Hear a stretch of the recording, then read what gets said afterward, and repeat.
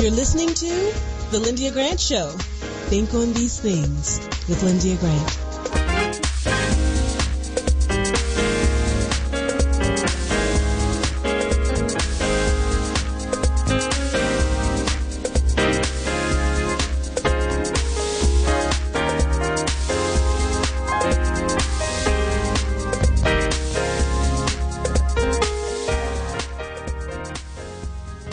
Well, good evening, Radio 1 listeners. It's good to be here with you this afternoon. It is Friday, and I'm always excited to come on and talk to you about something to think about. Our subtitle of our show is Think on These Things. Well, today we're going to be talking about health. I celebrated my 12th anniversary throughout the month of June, and normally I would have some health in there because I came on the radio in the first place because of my mother who died on Christmas Day from type 2 diabetes. And I have told you all so much, but I can't tell you enough how you need to take better care of yourself. So today we have our health show back again, and I'm even wearing my T-shirt in memory of my mother. And so we're going to hear from Dr. Gail Nunlee-Bland, who heads up the diabetes department at Howard University Hospital. And we're also going to hear, how are you today, Dr. Bland? I'm doing well. Thank you. So good to have you here to talk today. We want to talk to people about how bad they've been doing with their eating during the COVID. I mean, we know that. I've seen it over and over and over. So I'm not saying anything wrong. So now, Dr. Julianne Malvo, how are you today? I am great. Thank you. All right. It's good to hear your voice. We're talking to the one and only Dr. Julianne Malvo. Dr. Julianne is on with us most every week, and she is a world traveler, a global speaker, and we're excited that she's getting back out on the road again, and she heads up the Excel branch of Rainbow Push, and she's a Bennett College President Emeritus. They even named one of the School of Communications after her there. So, Dr. Julianne, talk to us about politics. Oh, it's a week, isn't it? We've seen so many things this week. We've been seeing a lot. First of all, we are finally getting gun legislation. And yesterday, the president named 17 people for Medals of Freedom, among them including little Simone Biles, and she just was radiant when she accepted her medal. But there were others. It was a very diverse group. The person I was riveted to was Gabby Gifford, the woman, former congresswoman, who was shot. I remember. Mm-hmm. And she was given a medal. But it just occurred to me when I watched that, because this gun thing is really, everybody is buzzing about. The Highland Park, this young man just went and shot, 7 people, leaving a little boy with no parents. And then was going to go do another one. And then even though you can't find guns in Japan, somehow the former prime minister in Japan, Shinzo, was assassinated. So these guns, we have to do something. But I just had an idea yesterday. I was thinking about it. I think I might have mentioned it last week. But as opposed to trying to get rid of guns, why don't we just get rid of bullets? I mean, if people are so attached to their guns, they can have them. Let's just tax the hell out the bullets. I think we need to look at it differently. You have the right to bear arms, but you don't have the right to bullets. So I'm just thinking that those cases really break my heart. Now, what we learned today, this morning, 250,000 jobs were created by the economy. That's more than economists expected, so that's kind of good news. There's still labor shortages, which is mixed news. The economy seems to be going all over the place, but one of the things that was at the beginning of the news this week was all the flight cancellations that people had to experience. And they're saying they're having pilot shortages. Well, hire some people. Why don't you? Bring some people back from retirement. You force people into retirement. Bring some of them back. But in any case, unemployment rate holds steady, 3.6%. It's been that way for the past 3 months. So that is one piece of good economic news, and we're real happy about that. Now, moving on, the president actually, there was a press conference today. Karine Jean-Pierre introduced the Gender Policy Council that the president began at the beginning of his administration. And the president has pledged to basically defend reproductive rights. We're learning all kind of byproducts, when you get rid of abortion. I mean, people who are carrying a dead fetus and will poison them, all kinds of things. And so this woman who was at the press conference with Karine really did a good job of talking about some of what they were going to do. You know, this was a bad week in Mississippi. They don't have another abortion clinic. The one abortion clinic in Mississippi had to close. So that's something of a tragedy. Now, the other thing we know, you said this is your health show, so please talk a bit about COVID. We got a new variety, and it seems to be a super variety. It seems to mutate differently, and they're talking about a new vaccine. So COVID is still out there, folks. Be careful. We have to be careful. Oh, in world news, Boris Johnson resigned in the UK. I was laughing. That man is he's fascinating. He just you know, he behaves like a clown sometimes, but he's not stupid. I think he just wants to be Mr. Outrageous. But all that outrageousness came and did him in his hiney, because what happened was his whole party turned against him. We had 50 resignations. Imagine the whole cabinet resigned on Biden. 50 resignations. He had no choice. But even his resignation speech was very bitter. He didn't say he resigned. He said he was sorry that he couldn't finish doing his job. Well, you couldn't finish doing your job because you didn't know how to act. But in any case, he has resigned. And the biggest implication for us is who is going to be the next prime minister, because we have relied on the UK to be our partner in Ukraine. And if they get someone in who's more conservative than Boris Johnson, we may be carrying more of that burden ourselves. And right now, I don't think that the United States population has a lot of appetite for taking on more of that Ukraine burden. We hear people already talking about how much we don't have here in the United States. And so to take on the Ukraine burden for a lot of people, especially some of ours in the Senate, is really not worthy. Now, the last thing, well, maybe the last thing, I'll stop when you tell me to stop. But Brittany Griner, the young lady, our basketball player who is detained in Russia, she's been detained now for more than 4 months. She pled guilty to bringing in cannabis oil to Russia. She said she didn't do it on purpose. She just packed in a hurry. She can face up to 10 years, and people are hoping that either there'll be a prisoner exchange or she'll get a light sentence. But she wrote a very emotional letter to President Biden, and, of course, her wife has been, on the air pleading for her. The president has responded to her, and he said he's not going to forget about her. But, Lyndia, there's some equity issues here that even as a black woman I have to raise. There are others who are stuck in Russia, and they're rightfully saying, well, what about us? So while I support President Biden's willingness to intervene for Brittany Griner, I wish that he would intervene for some of these other people. Nobody needs to be in a Russian prison.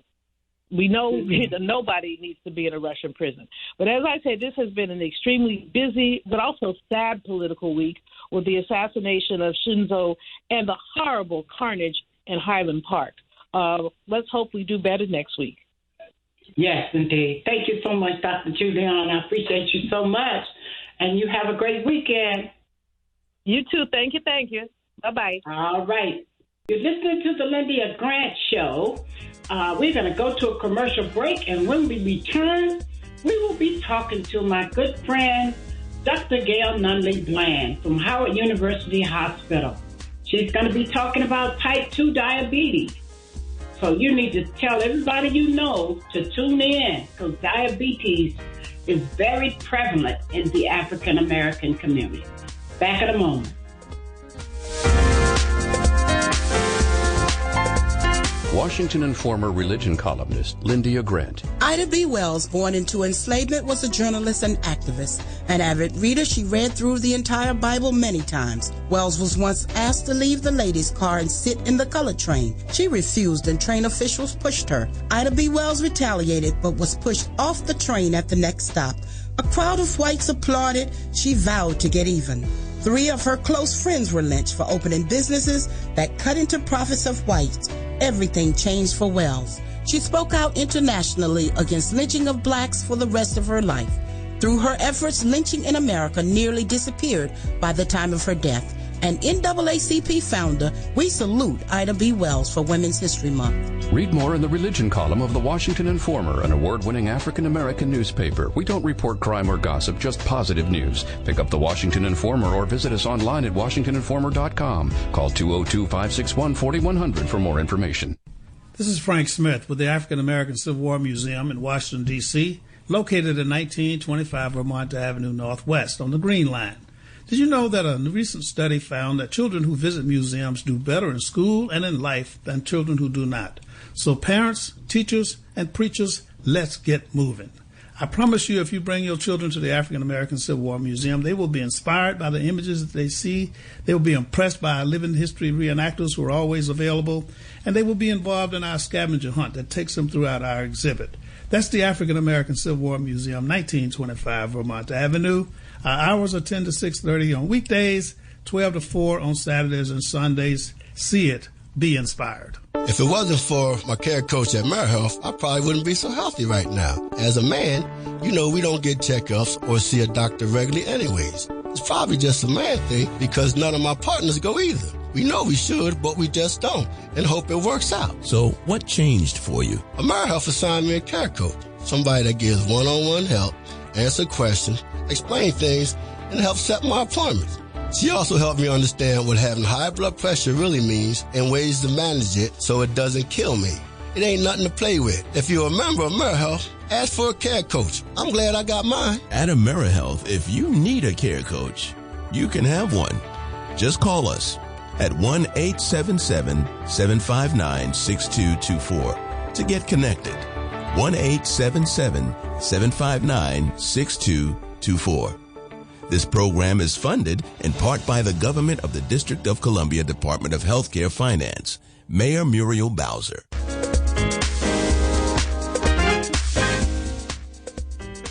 All right, we are back. Get ready now to talk to Dr. Gail Nunlee-Bland. I'm so excited to have her here today. Dr. Bland has received awards.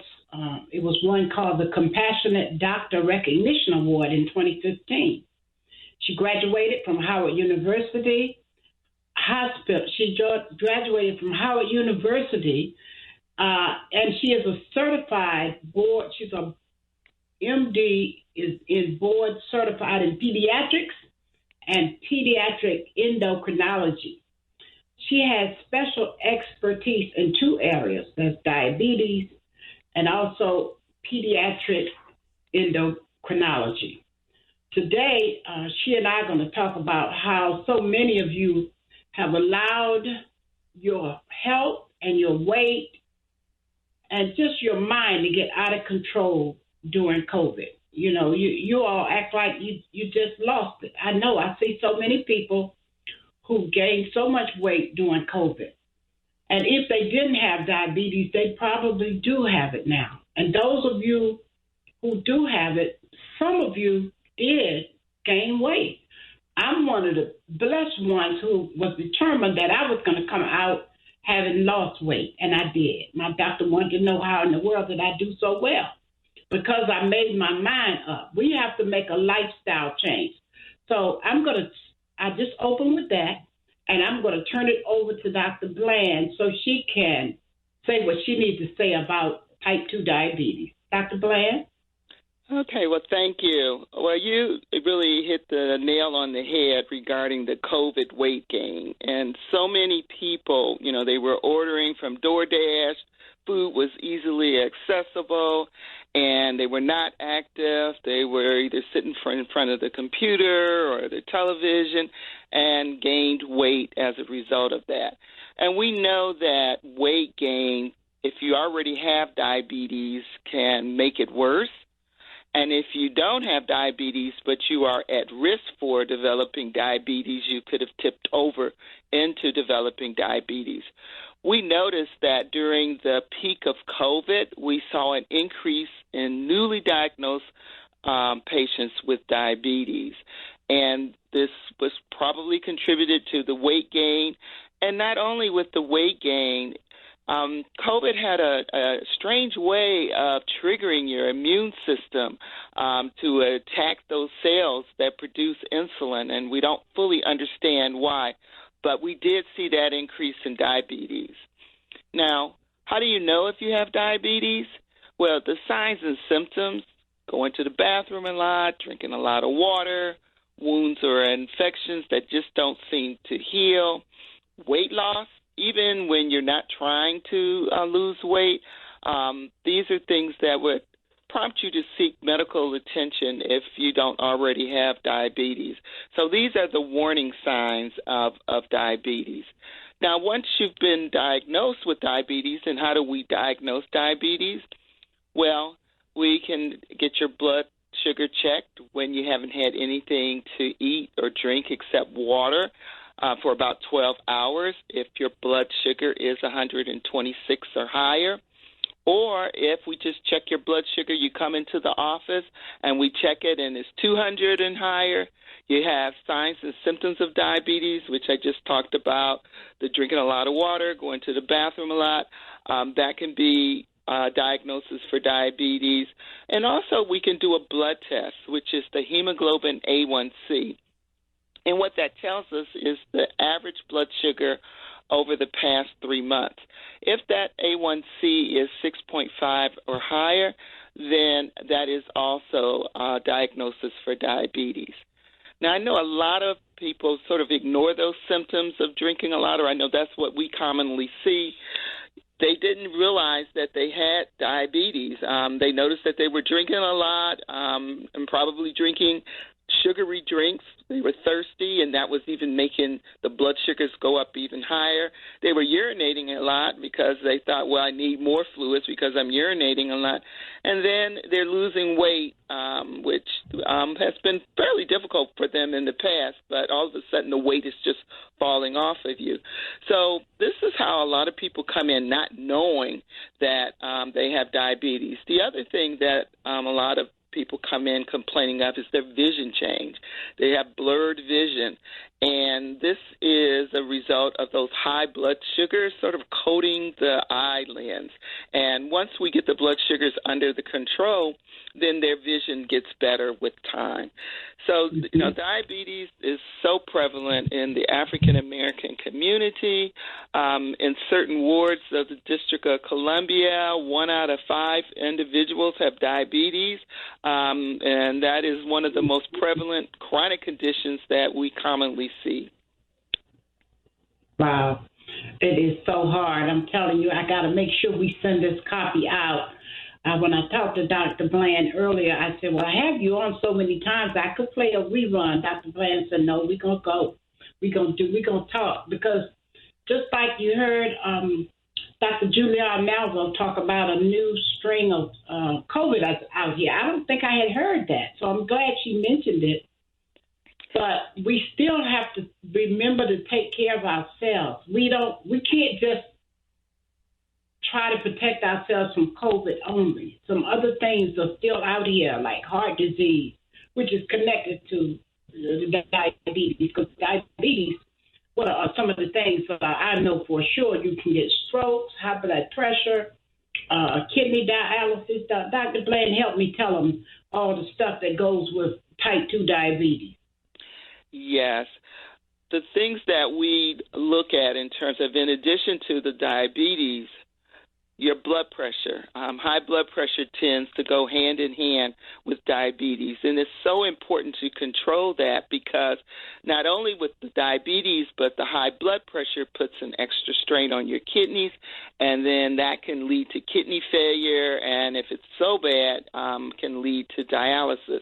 And I'd like to emphasize that a lot of these complications that we talk about are so preventable, and that's with controlling the blood pressure, controlling the blood sugars are very important in terms of the prevention of the kidney damage and the eye damage.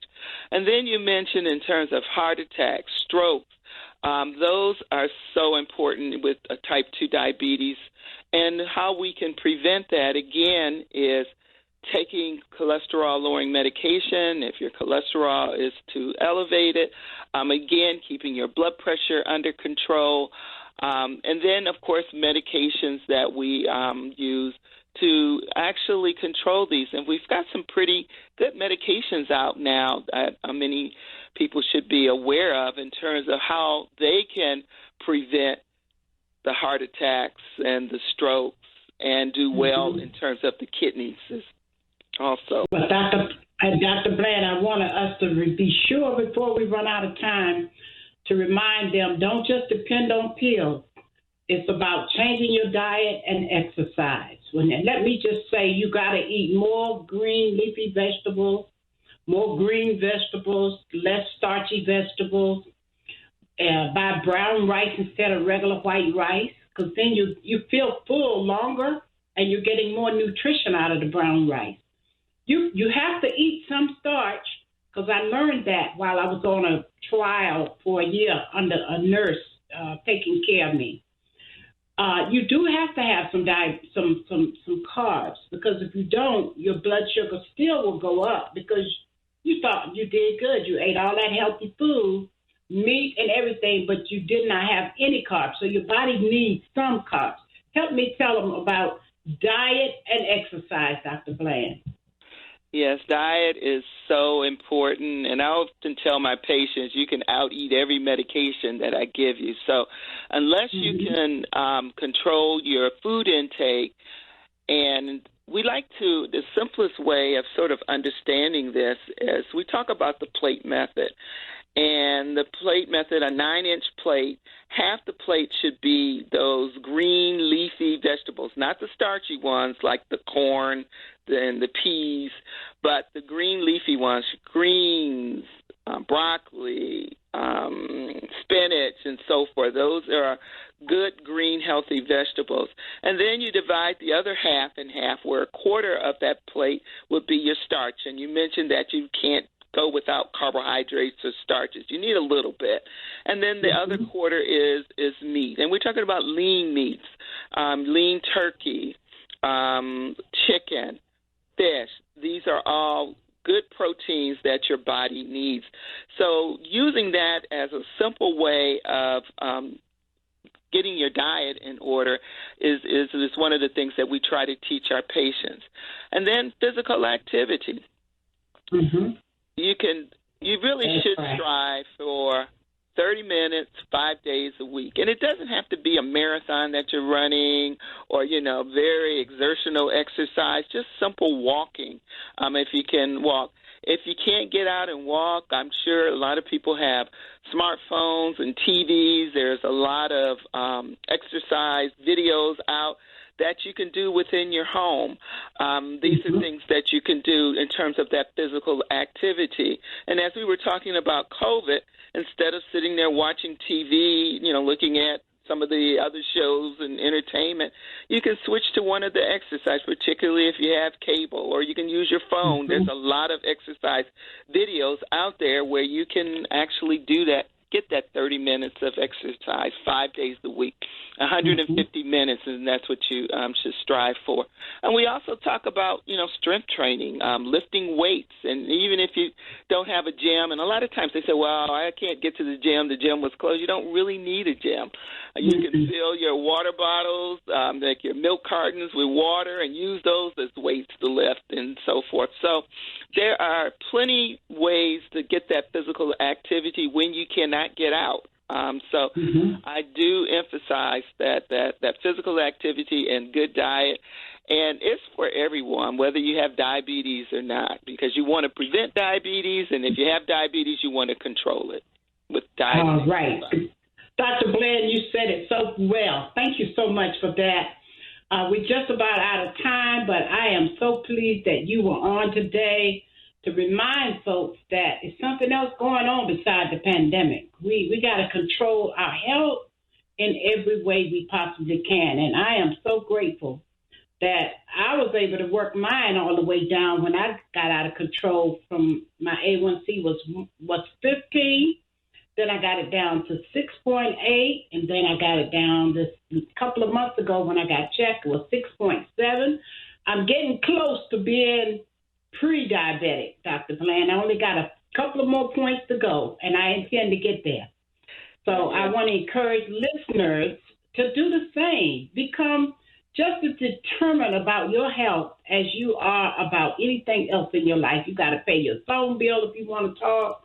You got to pay your electric bill if you want some heat or air conditioning. You got to pay your rent or your mortgage if you want somewhere to stay.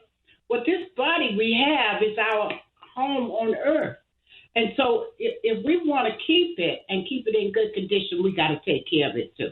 So, all right, I'm going to close on that note, Dr. Bland. Thank you so much for coming on. I know I help you because I'm into diabetes so much. Okay, well, thank you for the invitation. And thank you for being my guest today. All right, you're listening to the Lyndia Grant Show. I'm so happy you tuned in today to our health show. Any of you out there listening, I hope you'll tune back in again next week. We're going to have Councilman Frank Smith celebrating the 24th unveiling celebration of the African American Civil War Memorial Monument on U Street. Pick up the Washington Informer every week and read the Religion Corner. And when you go to YouTube, subscribe to our show. Subscribe, and you'll get a copy in your mail every week. I thank you for tuning in. Tune in again next week. We hope this show with Dr. Gail Nunlee-Bland has been helpful to you.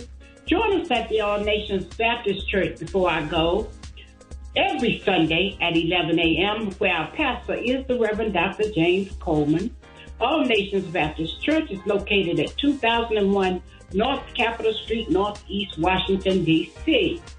And so this Sunday, he's going to be preaching on the topic, Jesus, the Light of the World. You don't want to miss it. Arrive at 10:30 for our Sunday school lesson. Words, thoughts, and deeds have a boomerang effect, so be careful what you send out. Scripture says, my people perish for the lack of knowledge. So think on these things. From the Lyndia Grant Show, I'm your host, Lyndia Grant. Until next week, good day.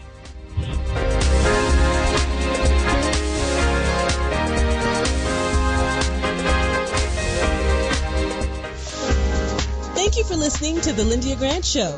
Think on these things with your host, Lyndia Grant.